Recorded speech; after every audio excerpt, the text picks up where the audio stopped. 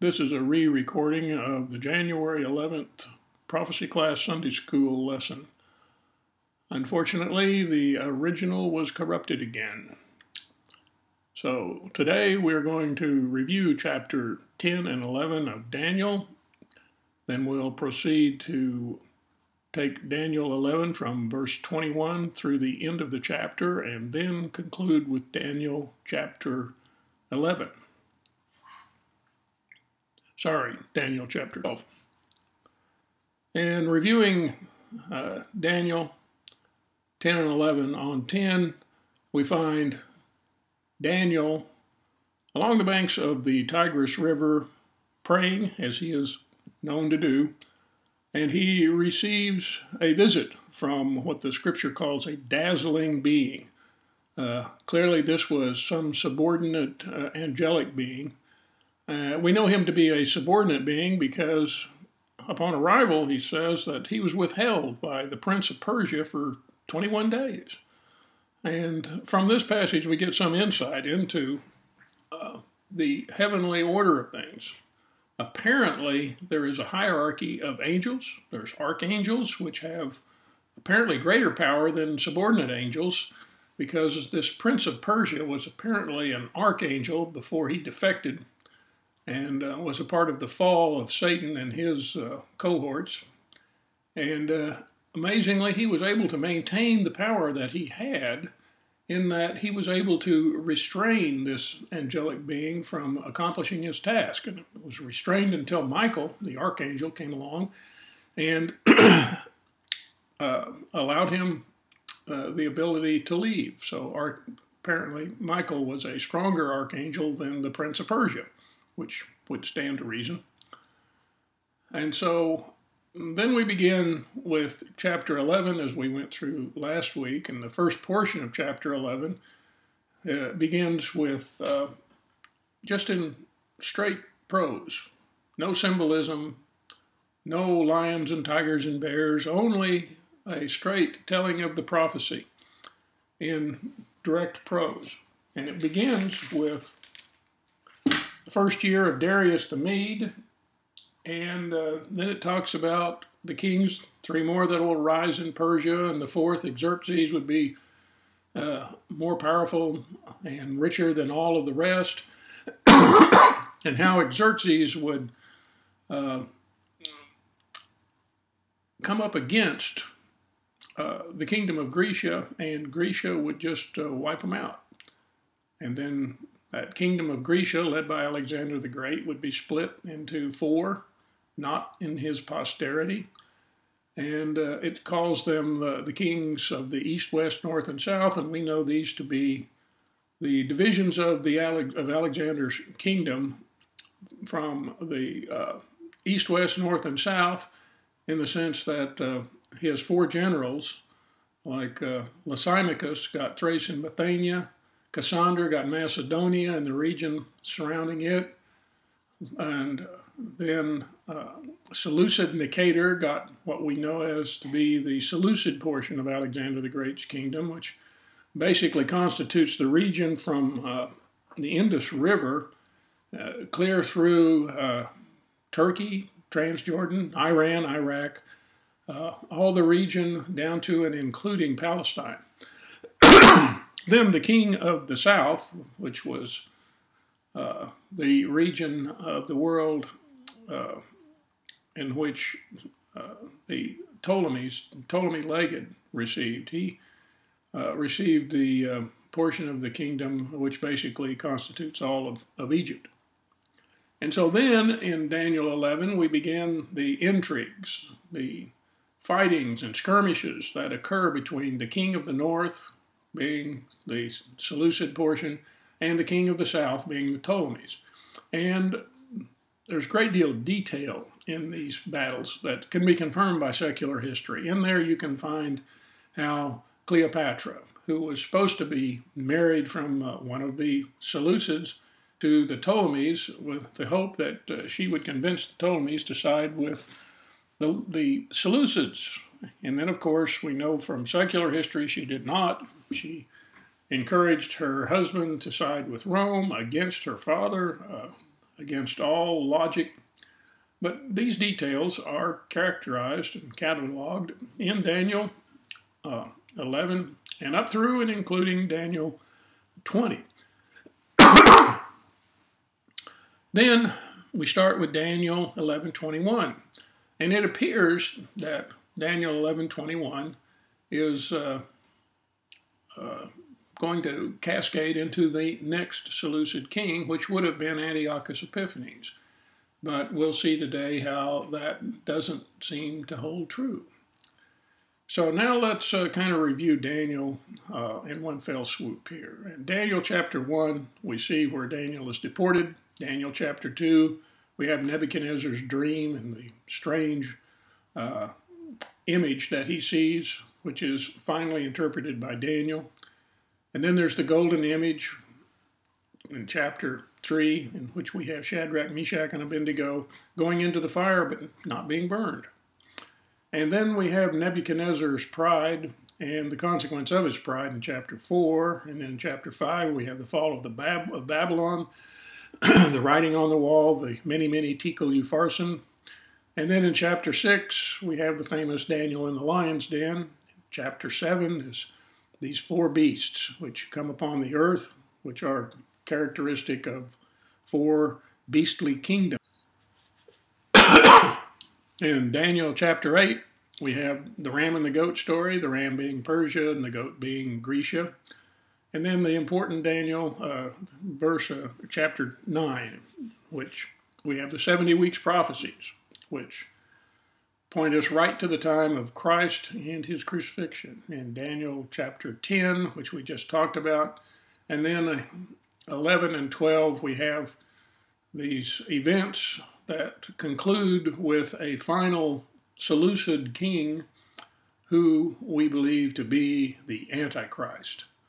And we'll go into reasons why we believe that as we go through Daniel 11:21 and following. You can see on the slide here the regions of the world controlled by the 4 generals of Alexander the Great. And the important 2 are called in Daniel 11 the king of the north and the king of the south. The king of the north being the Seleucid portion, and then the Ptolemies in Egypt being the southern kingdom. So anytime you see the word king of the north or king of the south, they're talking about one of these 2 regions of the world. Now, when we get to verse 20 of Daniel 11, the prophecy begins to skip over time.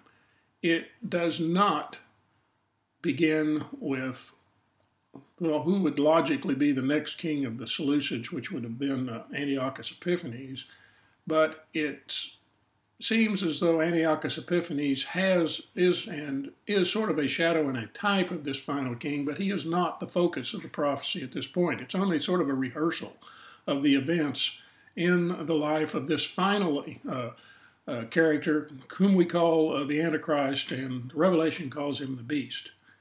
Now, the important thing about Daniel 21 is the fact that we can determine from whence the Antichrist comes, because he doesn't come from Europe or the United States or South America or Spain. He comes from the region of the world of Seleucid Philopator. As it says in Daniel 11:20, there shall stand up in his estate a raiser of taxes in the glory of the kingdom, but within a few days he shall be destroyed, neither in anger nor in battle. And this has to do with Seleucid Philopator, the elder son of Antiochus the Great, who was a great oppressor, and he loved money. And he was advised that he was going to lose a lot of his friends if he didn't stop this insane desire for money, but his response was, he had no better friend than money. So obviously this guy was motivated simply by money and greed, and not by certainly the trying to improve the life of his subjects. But the important thing is that the region of Seleucid Philopator, is the region which Daniel 11:21 says it's in that estate that this final personality, whom we call the beast or the Antichrist, shall come. As Daniel 11:21 says, and in his estate shall stand up a vile person, to whom they shall not give the honor of the kingdom, but he shall come in peaceably and obtain the kingdom by flatteries. And of course, this appears on the surface to be referring to Antiochus Epiphanes, which would have been the next king in order of the Seleucids. But as you go through the evidence in secular history, you find out that, well, while in some places it seems to apply, in other places it's dramatically different. Secular history is different from the prophecy. So either you can conclude the prophecy is an error or something else is going on. And of course, we believe that something else that's going on is the prophecy skipping a vast period of time and moving to the end of the age, or what the Jews would call the end of the Olam Hazeh, the 6,000-year period which began with the creation of Adam. But what we find is secular history. The first part of the prophecy seems to apply pretty closely to Antiochus Epiphanes because he was a vile person. And he, using intrigue, was able to obtain the kingdom basically by just his silver tongue. His nephew was supposed to take the kingdom, but he was able to trick his nephew into returning to Rome to be held sort of as ransom while, Rome had won the battle with his father, and his father had was under the obligation of Rome to pay tribute. In order for that tribute to be paid, one of the relatives of the king had to stay in Rome at all times to ensure that the tribute would be paid, or obviously it would probably be the end of whoever was in Rome at that time. And so, at any rate, Antiochus weaseled his way around into getting out of it and setting himself up as king in place of the rightful heir. But as time went on, he was able to obtain the agreement of people in the region, and they allowed him to become king. In Daniel 11:22 it says, and with the arms of a flood they shall be overflown from before him, and shall be broken, yea, the prince, also the prince of the covenant. Now, there are elements of Antiochus' life that seem to apply in this passage. It says that Antiochus Epiphanes was given help by Eumenes and Altus, who were neighboring princes, and with their help and their favor, he was able to obtain the kingdom by flatteries. And then an army led by Heliodorus came against him, and it was overflown and flooded away. In other words, he won. And then it says, and even the prince of the covenant. Now, the interpreters believe that that prince of the covenant must have been his nephew, but that just doesn't seem to hold up at all. The view that the prince of the covenant is Antiochus' nephew makes no sense. The phrase prince of the covenant, in my view, most likely refers to the issue of the Jewish leader. Since they are the covenant people, then the prince of the covenant would be the prince of whoever was in control of Jerusalem or the land of Judea at the time. That certainly would not have been the Seleucid king, but rather some other entity, some king or some leader of the covenant people. Now, this begins many problems that you find from 1121 and following with trying to make secular history apply to the prophecy. Sometimes it appears to apply, and then others it just doesn't. In Daniel 11:23 it says, and after a league or an agreement is made with him, he shall work deceitfully, and he shall come up and shall be strong with the small people. And those who believe Antiochus was the fulfillment of this prophecy, have a problem. I mean, what agreement was made with him? How was he strong with a small group of people or a few people? The commentators in this region, they just kind of hand wave it and pass on to the next one. But to me, it does not apply to Antiochus. Who it does apply to, though, is this personality that comes on at the end of the age in Revelation called the Beast, whom we know as the Antichrist. And we'll see the reasons for that as we proceed along with the prophecy here. It says, he shall enter peaceably, even on the fattest of the provinces, to do what his fathers have not done, nor his fathers' fathers, and he shall scatter among them prey, spoil, and riches. Yea, he shall forecast devices against the strongholds, even for a time, and he shall stir up power and courage against the king of the south, that would be one of the Ptolemies, with a great army, and the king of the south will be stirred up to do battle, and a very great and mighty army, but he shall not stand, for they shall forecast devices against him. Yea, they that feed at his portion of meat shall destroy him, and his army shall overflow, and many shall fall down slain. Well, you can find some elements of this prophecy in the life of Antiochus Epiphanes. He did attack the Ptolemies and was successful for a while, but it doesn't apply in a one-to-one sense. And so I think what we're seeing here is that Antiochus Epiphanes is just a rehearsal for the Antichrist who comes on at the end of the...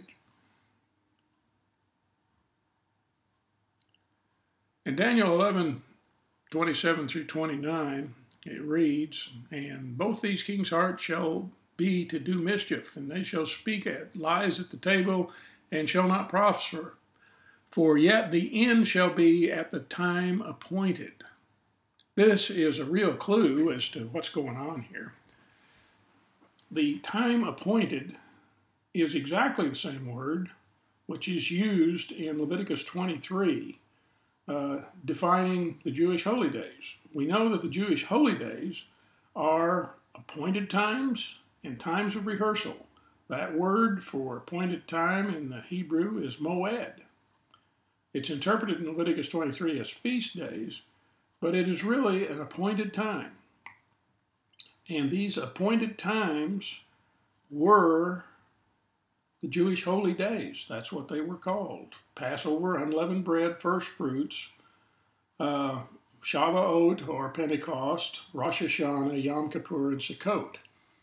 So the time appointed for this end of the event, end of that age, which we have studied before, would be Yom Kippur, because we know Rosh Hashanah, all the evidence points to it as being fulfilled with the rapture of the church, and the next one up for fulfillment, which would be consistent with this time in human events, would be Yom Kippur. So hold that thought as we go on. It'll begin to make sense a little later. In Daniel 11:27 and 28 and 29, it reads, and they shall return, and rather he shall return to his land with great riches, and his heart shall be against the holy covenant, and he shall do exploits and return to his own land, and at the time appointed he shall return and shall come forward toward the south, but it shall not be as the former or as the latter. There are events, again, in Antiochus Epiphanes' life where this seems to apply in the sense that he did go back to the Ptolemies, whom he had conquered, and but he got interrupted by the ships from Rome. They came down and had a famous confrontation between Antiochus and the ambassador from Rome. The ambassador to Rome told him to take his army and get out of Egypt unless, and if he did not, that Rome would mount a force and come down and kick him out. And as he said that, Antiochus said, well, I'll take it under advisement. And then the Roman ambassador drew a circle around Antiochus and said, you will decide before you step out of this circle whether you're going to stay here or leave. And so Antiochus was forced to leave Egypt, take his armies back, and unless he would be attacked by the Romans. So that was a famous event in Antiochus' life. But once again, this passage, although it seems to point to Antiochus, is really pointing to an appointed time at the end of the Olam Hazeh. And so there will be some event in which this Antichrist, this beast, as Revelation calls him, will have exploits between himself and Egypt. And I believe at that moment in time, there will be a one-to-one relationship between Daniel 11, verse 21 and following, and the exploits of the Antichrist in the region of the Middle East. Daniel 11:30 says, "And the ships from Shittim will come against him, and he will be aggrieved and return and have indignation against the Holy Covenant. So he shall do, he shall even return and have intelligence with them that forsake the Holy Covenant, and arms shall stand on his part, and they shall pollute the sanctuary of strength, and shall take away the daily sacrifice, and they shall place the abomination that makes desolate." This passage, it says the ships of Chittim. That literally means the western coastlands. Doesn't necessarily mean Rome, but sometime in the end-time events, the Antichrist will take his army, attack Egypt, and will be rebuffed by Western forces and forced him to return to his own land, and whereupon he will, because he will have Jerusalem in his control, he will pollute the covenant, pollute the sanctuary, the altar as it says, and commit what's called the abomination of desolation. Now, Antiochus did just that. When he was rebuffed by the Romans, he went back to Jerusalem, took all of the implements out of the temple, all the gold and silver, and went into the Holy of Holies, erected an image of Zeus with his face upon it, slaughtered a pig, and everyone believes and understands that that act was the abomination that causes desolation. In other words, he has polluted the Holy of Holies, and it's no longer suitable for worship. It has to be cleansed. And of course, the cleansing process involves the blood and the ashes of the red heifer. And that's another story. But once again, we have what appears to be a one-to-one correlation between Antiochus Epiphanes and Daniel 11, but it is only a rehearsal. And why is it that we know that it's just a rehearsal? Well, fortunately, Jesus referred to this particular passage in Matthew 24. And it's clear that in Matthew 24, he was prophesying about a future event, not a past event. And so what we see with the actions of Antiochus Epiphanes, it gives us a clue, a rehearsal, if you will, of the events in the life of the Antichrist. He will, in fact, go into the Holy of Holies, declare himself to be God, and cause the abomination that makes desolate. We know this because in Matthew 24:15 and 16 it says, when ye shall therefore see the abomination of desolation, spoken of by Daniel the prophet, stand in the holy place, whosoever readeth, let him understand, then let them which be in Judea flee into the mountains. And clearly, Jesus is speaking about a future time because he's answering the question that his disciples asked him. You know, when he said this temple is going to be torn down, and not a single stone be left on another.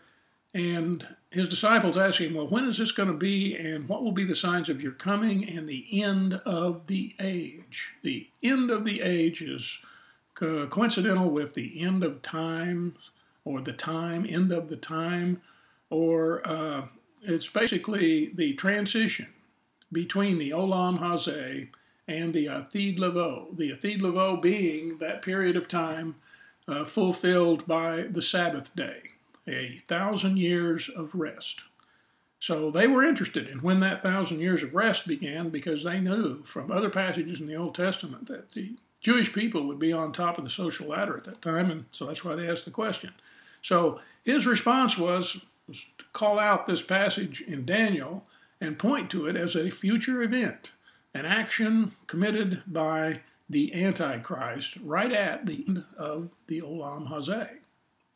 And moving on with Daniel 11:32 and 30 through 34, and such as do wickedly against the covenant shall he corrupt with flatteries, but the people that do not that do know their Lord shall be strong and do exploits. And they that understand among the people shall instruct many, and they shall fall by the sword, and by flame, and by captivity, and by spoil for many days. And now when they fall, they shall be granted a little help, but they shall cleave to them, but many shall cleave to them with flatteries. Well, once again, there are elements within the life of Antiochus Epiphanes that you could say this would apply, but yet it was only a rehearsal. These events will occur at the end of the age under the leadership of this final Seleucid king, or probably will be a king out of either Syria, Iran, or Iraq, would be our best guess. Now, notice in Daniel 11:35 it says, and some of them with understanding shall fall, to try them, to purge, and to make them white, even at the time of the end. Once again, we're talking about the end being the end of the Olam Hazeh, that age, this current age of pain and suffering. And then it says, because it is yet for an appointed time, or a time appointed. That word is still moed. It is, most assuredly, in my opinion, Yom Kippur. And when the king shall do according to his will, he shall exalt himself and magnify himself above every god, and shall speak marvelous things against the God of gods, and shall prosper till the indignation be accomplished. For that is determined shall be done. Neither shall he have regard for the God of his fathers, nor the desire of women, nor any god, for he shall magnify himself above all. Now, this desire of women, there are some commentators who say, well, this guy's going to be a homosexual, has no desire of women. When in fact, that's not what it means. It means the desire of women in the Jewish context was to birth the Messiah. That was the desire of women. And so this is just another way of saying the Messiah. He has no regard for any of his gods, nor for Jesus or Christianity. In fact, he has no regard for any god except himself. And then, proceeding on in Daniel, it says, but in his estate shall he honor the God of forces, a God whom his fathers knew not. Shall he honor with gold and silver and with precious stones and pleasant things, and thus he shall do in the most strongholds with the help of a strange God, whom he shall acknowledge and increase with glory, and shall cause him to rule over many, and shall divide the land for gain. And at the time of the end, the king of the south shall push at him, and the king of the north shall come against him like a whirlwind with chariots and horsemen and many ships, and shall enter into the countries and shall overflow and pass over. Call your attention to this passage where it says, with the help of a strange God. That strange God can equally be interpreted an alien angel. Now, I call your attention to this because, first off, gods in the Old Testament, gods with a little g, are made of stone and wood and maybe gold in the case of Nebuchadnezzar, but they can't do anything. As Jeremiah says, they teeter and totter and fall down, but they can't do anything. They can't help you. They are just pieces of wood and stone and perhaps gold. But this strange God has the ability to help, which makes us believe that what we're seeing here is a real personality. probably the return of the Nephilim, these beings that were birthed by angels with relations with the daughters of men. And the scripture says that they were mighty men. And so obviously an angelic half-angel being on the planet would be much more powerful than regular people, probably a lot smarter. And so it makes us believe that there is some element of that prophecy in Genesis where it says that the seed of the woman will bruise the head of the seed of the serpent, and the seed of the serpent will bruise the heel of the seed of the woman. And no one has ever thought about, well, who is the seed of the serpent? Well, it may very well be these Nephilim beings. And many believe that these Nephilim beings are among us now, and that they are the creators and the piloters of these UFOs that occasionally are seen on planet Earth. So just one explanation of what's going on here in Daniel 11:40. Continuing on, it says, and he shall also enter into the glorious lands, and many countries will be overthrown, and these shall escape out of his hand, Edom, Moab, and the chief of the children of Ammon. And of course, who is that? Well, the children of Ammon, we know that the capital of Jordan is Amman. And it's that country, I believe, that we're speaking about here. For some reason, he leaves Jordan alone, because they've been pretty good about playing both sides against the middle, and somehow they probably continued that, and so he doesn't attack them. And it says, he will stretch forth his hand also unto the countries, and the land of Egypt will not escape, and he shall have power over the treasures of gold and of silver, and over all the precious things of Egypt, and the Libyans and Ethiopians will be in his steps, meaning they'll be along with him. But tidings out of the east and out of the north shall trouble him, and therefore he shall go forth with great fury to destroy and utterly take away many. Well, the tidings from the north and the east most assuredly are Russia and China. As they see what's going on down here, they see an opportunity to run down and, in the midst of the chaos, take over that region of the world. And of course, why would they care? Well, the reason is because if you control that region of the world, the Seleucid portion, you control just about all of the cheap oil in the world. So it'd be a real nice prize to have if you were China. And in Daniel 11:45 it says, and he shall plant the tabernacles of his palace between the seas and in the glorious holy mountain, and yet he shall come to his end and none shall help him. Now, Revelations speaks of this with more detail, and it says the beast was taken, that's the Antichrist, and with him the false prophet that wrought miracles before him. And this false prophet may very well be one of those Nephilim characters, and with which he deceived them that had received the mark of the beast and worshipped his image. Both were cast alive into the lake of fire burning with brimstone. So we get more detail in Revelations of how he met his end, but his end is prophesied in Daniel 11:45. His end being the beast or the Antichrist. So that concludes Daniel chapter 11. And now we get to Daniel chapter 12, which is just chock full of more interesting information regarding the end time events. And Daniel 12:1 says, and at that time shall Michael stand up, the great prince which standeth for thy children and thy people, and there shall be a time of trouble such as never was since there was a nation, even to that time. And at that time thy people shall be delivered, every one that is found written in the book. Well, first off, at that time in that passage should be corrected to in that time. In other words, it's in the time of the Antichrist that these events are going to occur, this great time of trouble, which we call the Great Tribulation. Now it says that shall Michael stand up. According to Rashi, one of the Jewish sages, that was misinterpreted. And it should read that, not that Michael shall stand up, but that Michael shall step aside. And that makes more sense, because he is the one who is keeping Israel, keeping Judah It's his job. And if he steps aside, then bad things can happen. And as they do in that tribulation period. So that makes more sense than the way the passage is written.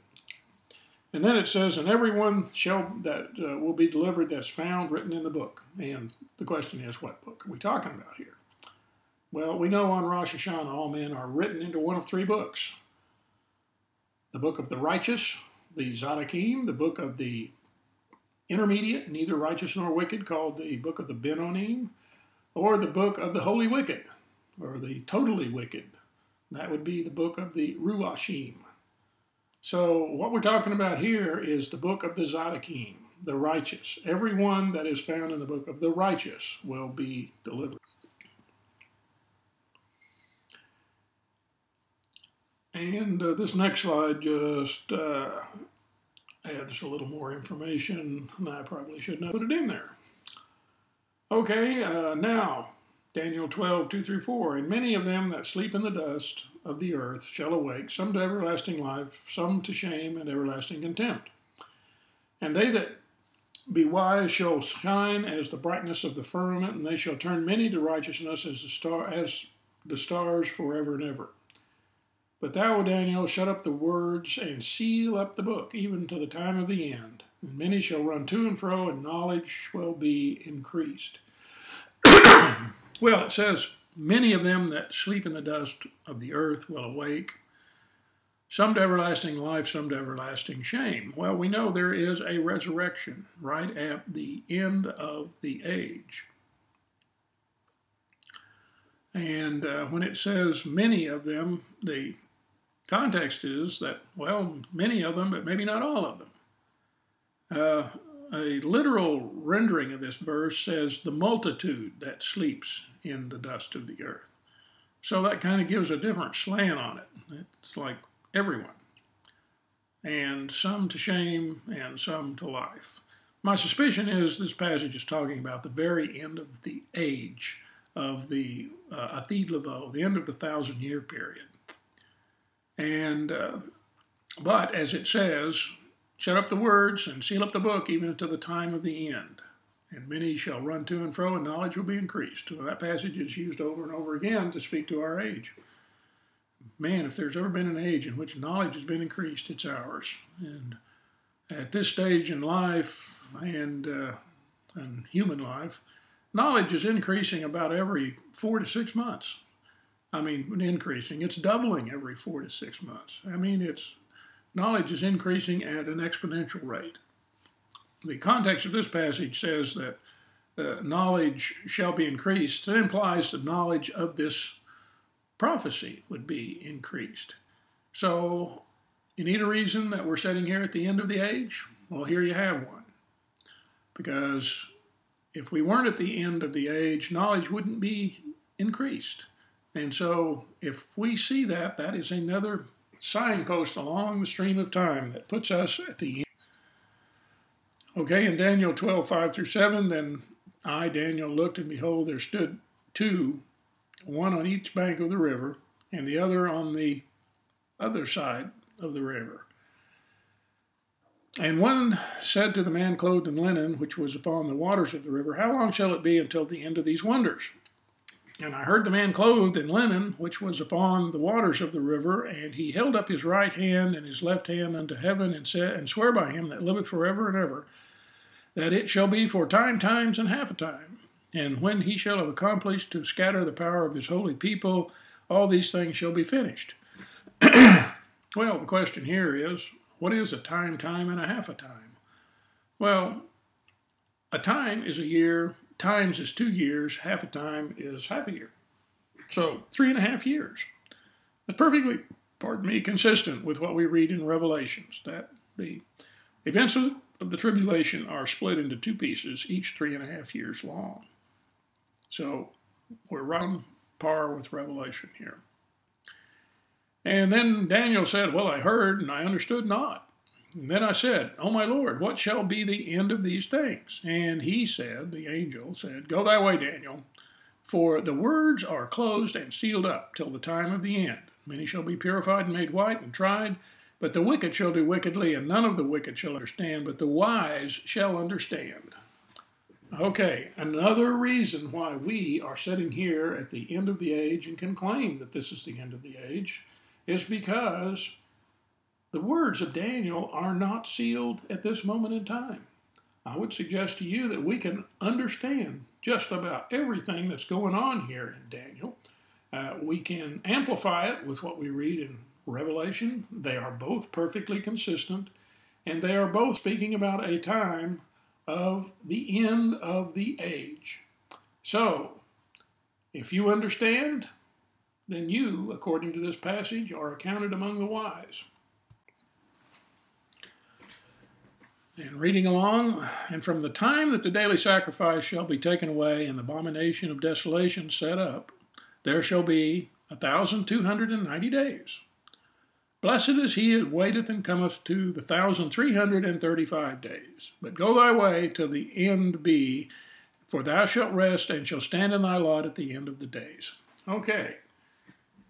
This passage has been scrutinized and interpreted in 12 different ways, all wrong in my opinion. I believe what it's talking about here is an actual day period, that from the abomination of desolation to the end of the age is 1,290 days. Now, that's a little bit more, like 1 month more than 3.5 years. So we know the abomination of desolation takes place about 30 days before the actual mid of the tribulation period. And then it says, and blessed is he that waiteth and cometh to the 1,335 days. Well, that's 45 days beyond the 1,290. If you will look in your commentaries, you can't find anybody that'll deal with that subject. They try to change it into years and twist it and try to form it into some understandable message, but in my view, they all get it wrong. What it's saying here is that if you add to the end of the age 45 days, there's something good that's going to happen. Well, we know that this thing ends where? It ends at an appointed time. What is the appointed time? The appointed time is Yom Kippur. You add 45 days onto Yom Kippur, you get, well, Yom Kippur is Tishri 10. You add 45 days onto Tishri 10, you come to Chislev 25. Chislev 25 is the Jewish holy day called Hanukkah, or the Feast of Dedication.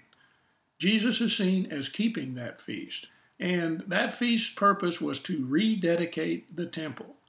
In my humble opinion, what we're seeing here is at the end of the age, the Messiah comes, rebuilds his temple, and 45 days after Yom Kippur, the temple is rededicated. And that's why it would be a good thing. You would be blessed to see that day, the rededication of the temple. And so these are my words and commentary on Daniel 11 and 12. Like I say, they're my opinion. You are certainly you should certainly have your own opinion. I hope you can use some of the things that I brought out here to decide exactly what your opinion might be. So, this concludes this lesson. We'll see you again next week.